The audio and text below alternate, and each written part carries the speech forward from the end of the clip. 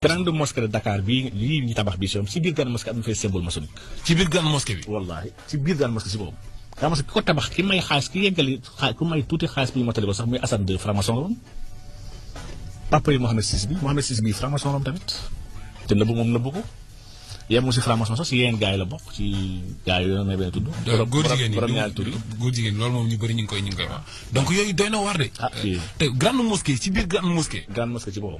am na ay signes franc-maçon yu fa nekk. Touba ci boobu am na ay signes maçon yu fa nekk si biir jumaa Touba. mais ñoom fépp la ñuy dugg kon. ñoom dañuy dem jaxasoo ak. diine yi Abdou Karim gars yi fu ñu bëgg dem ñoom foowuñu. gars yi foowuñu. Bonjour ou bonsoir, chers amis, chers téléspectateurs. Aujourd'hui, on va essayer de parler d'un incident diplomatique entre le Sénégal et le Maroc. En tout cas, deux pays qui ont longtemps, en tout cas, coopéré ensemble, deux pays frères entre le Sénégal et le Maroc. En tout cas, les relations, en tout cas, c'est de très bonnes relations, surtout culturellement, religieusement. Il y a beaucoup de choses qui lient le Sénégal et le Maroc. Comme vous le savez, le Sénégal aussi est un pays, je dois dire, à majorité tidjane. Donc, en tout cas, une confrérie musulmane qui existe aussi au Maroc. Donc, il y a des liens forts entre le Sénégal et le Maroc. Et comme vous le savez, du temps du roi Hassan II, c'était quelqu'un régulièrement qui s'entretenait avec le Sénégal, qui avait en tout cas des relations, en tout cas très étroites avec le président Senghor, avec vraiment les autorités sénégalaises. Et le Maroc a été toujours vraiment un des axes forts de la diplomatie sénégalaise. Et d'ailleurs, ça se comprend, puisqu'il y a beaucoup d'investisseurs marocains aussi qui viennent aussi au Sénégal. Donc il y a de très belles relations. D'ailleurs, l'actuel président de la République, Macky Sall, n'est pas allé en Europe, mais a préféré rester au Maroc. Donc ça veut dire qu'il y a vraiment des relations du temps de Karim Wade aussi. Nous avons vu aussi les relations entre Karim Wade et le roi. Macky Sall aussi, ses relations avec le roi. Donc il y avait vraiment des relations solides entre le Sénégal et le Maroc. Mais comme je le dis seulement, le PASTEF est en train de détruire beaucoup de choses. Parce que le PASTEF, c'est des gens qui n'étaient pas préparés. Ousmane Sonko, Diomaye, c'est des gens qui ne sont pas préparés en vérité pour gouverner un pays. Parce que la gouvernance, ce n'est pas quelque chose de facile. Il faut non seulement avoir de l'expérience, mais avoir de l'humilité. Comme je l'ai dit, le PASTEF aussi, c'est un parti populiste qui a manipulé sur des mensonges, monté les uns contre les autres, intimider la population, passer par des actes de vandalisme pour arriver au pouvoir. Et lorsqu'ils étaient dans l'opposition, on a vu certains de leurs militants qui insultaient comme ça facilement les chefs religieux, les notables. Ils ne laissaient personne. Et c'est là que le problème du Maroc est venu. Parce qu'ils ont déjà quelqu'un qui s'appelle Cheikh Oumar Diagne, et on va l'illustrer, qui lui est très arrogant et qui dit qu'il est religieux, qu'il a fait des études islamiques, je ne sais pas quoi.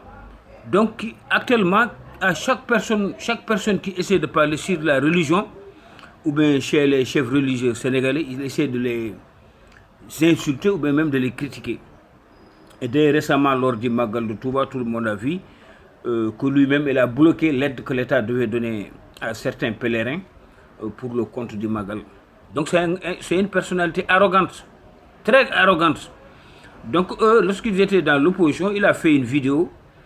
Il y a des termes que je ne peux pas le redire ici, parce qu'il a accusé directement le roi du Maroc. Il a d'abord commencé pour dire que la grande mosquée de Dakar, parce que l'histoire de la grande mosquée de Dakar, c'est que c'est une mosquée qui a été construite aussi avec l'appui du roi Hassan II du Maroc.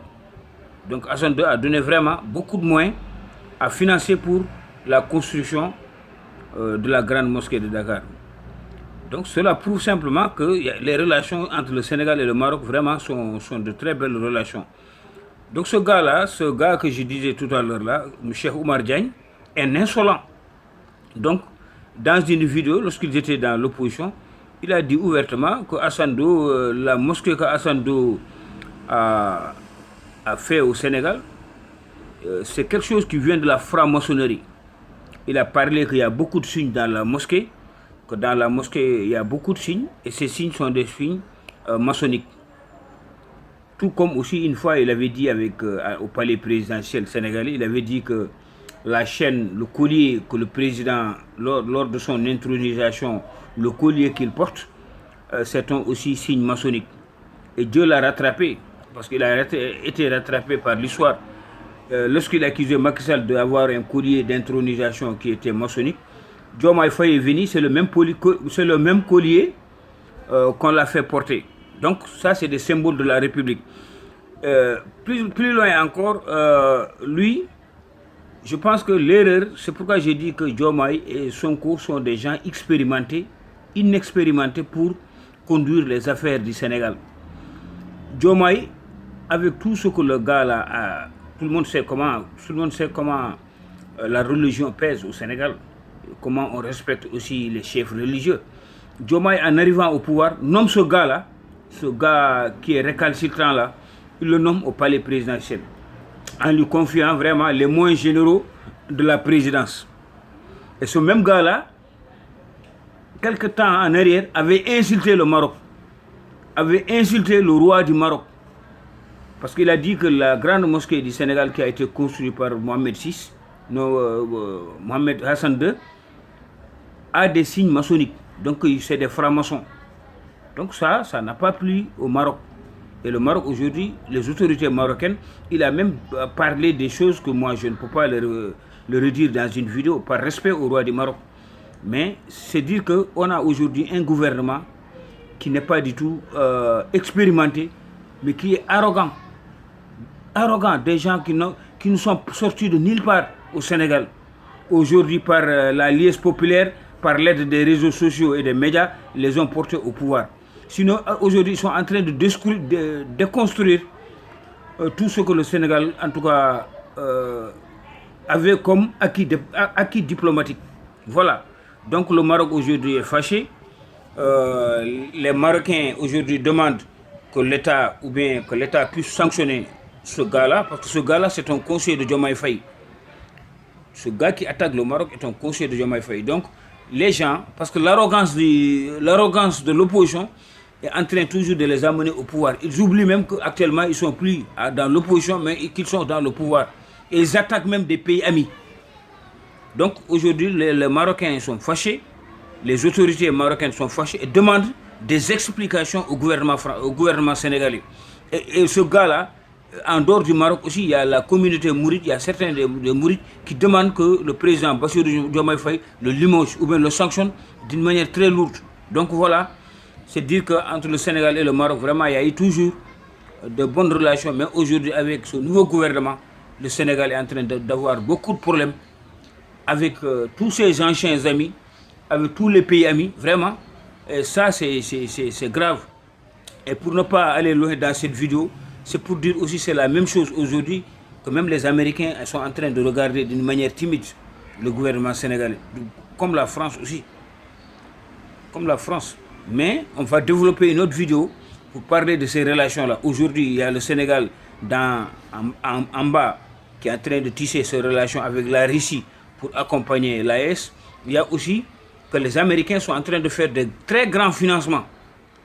Le Millennium Challenge à compte des milliards de dollars pour le Sénégal. L'Amérique a vraiment offert au Sénégal pour ces projets structurants. Donc tout ça, c'est des choses qui risquent aujourd'hui de créer beaucoup de problèmes diplomatiques entre le Sénégal et ses anciens partenaires.